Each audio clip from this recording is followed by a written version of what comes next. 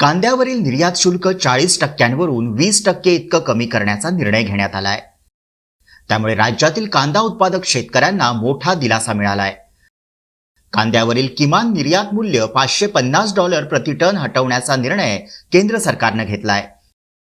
हे निर्यात शुल्क हटवण्यासाठी देवेंद्र फडणवीस यांच्या पुढाकारात केंद्र सरकारला साकडं घातलं होतं.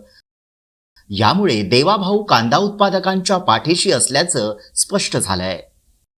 कांद्याचा मोठा प्रश्न हा निर्माण झाला होता आणि कांद्याच्या प्रश्नावर केंद्र सरकारने मिनिमम एक्सपोर्ट प्राइस पूर्णपणे संपवून टाकलेली आहे आणि या ठिकाणी जी काही त्याच्यावर एक्सपोर्ट ड्युटी होती ती 40%वरनं 20%वर आणलेली आहे.